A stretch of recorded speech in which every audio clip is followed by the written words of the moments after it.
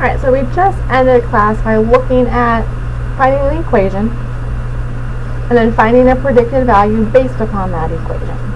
But then the very last question that we ended with together was looking at, here's what we predicted to have happen, but how many points they actually score in that game if they have 400 yards could actually be different, right? So that's really just a prediction of what's going to happen.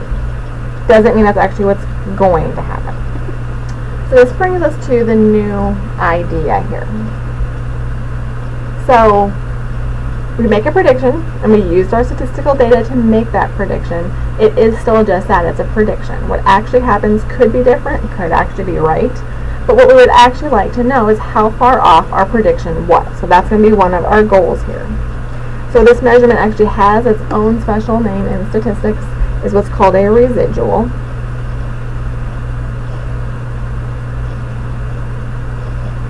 Alright, and so we'll talk about how we actually calculate a residual.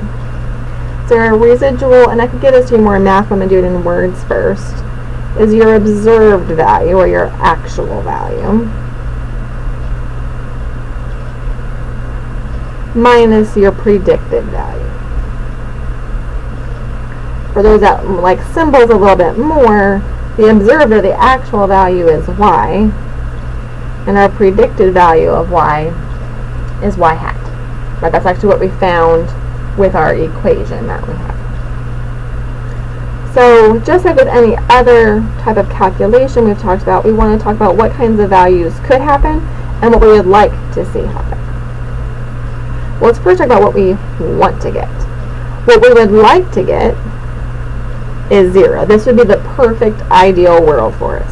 Because what this would mean for us is what we actually got was exactly what we predicted.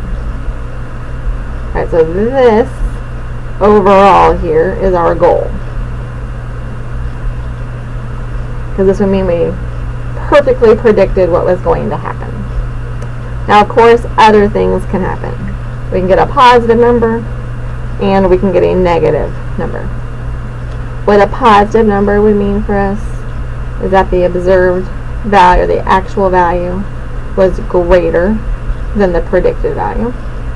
And a negative would just mean the opposite is true, so your observed or actual value was less than your predicted value. So let's actually do a calculation based upon what we had. So in our football example, let's suppose the team actually scored 35 points. So the observed or the actual value is 35. Now what did we predict to have happen? Well, we predicted 28.95 points.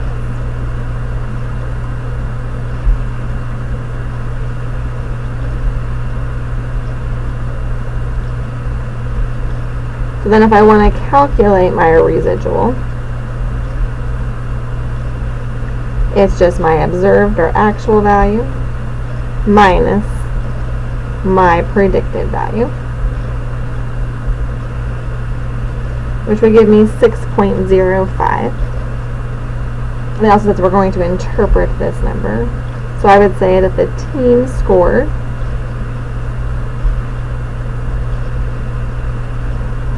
6.05 points more than predicted.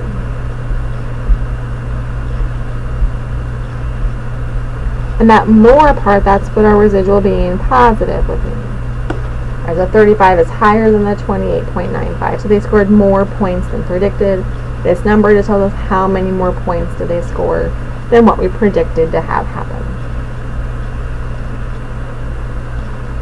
So we've talked about the calculation, what kinds of values to expect. We've done an actual calculation interpretation, but it's also nice to look at a visual of what a residual actually is. So what I've done here is with our data, where we're looking at the yards and points. This is the same scatter plot you saw before. First of all, I actually had to plot the predicted line. So if I look at this line that's on my graph, it's our actual equation that we had last time. If I think about what this red line actually is, it says it's the fitted line. So this red line my red would work here for me, is actually representing our equation, which was that y hat was the negative 9.81 plus the 0.0969x. Alright, so this is like if I plugged in 200, here's where I would get on my plot, and it's just doing that for all values to give me this fitted line. And again, keep in mind what this is. Right, these are the predicted values. Okay. The dots are the actual values. Right, so if I look at this point, I can figure out what actual value of y I got. So what I have on here is a couple of pink points. So there's 3 pink points that I want to talk about on here. And we're actually going to talk about this one here in the middle first. If you see, this point is perfectly on that line. This pink point would be an example of a residual of 0.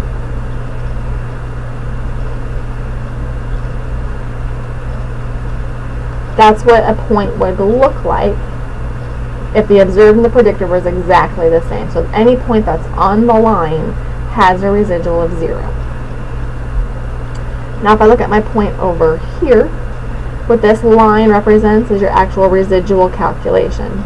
So you're looking at your y and your y hat and seeing how different those two values actually are.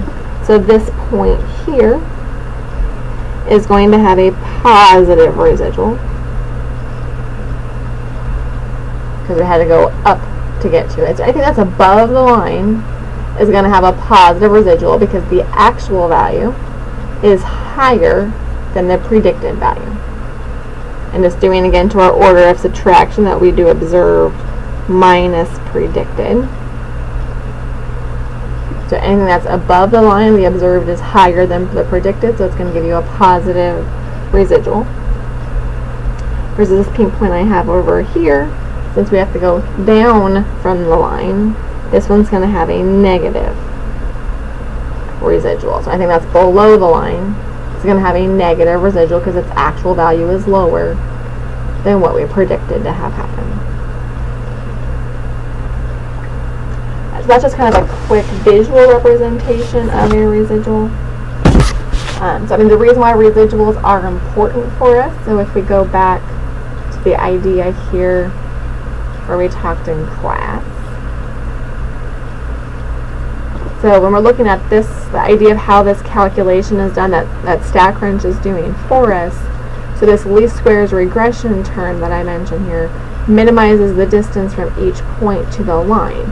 Well, this distance from each point to the line, that's our residuals. So what that line is trying to do, again, every point as close to it as possible, or basically it's going to have the smallest residuals as possible. So that's the ultimate goal of how that line is actually determined here. So we'll pick up just getting into hypothesis testing in class.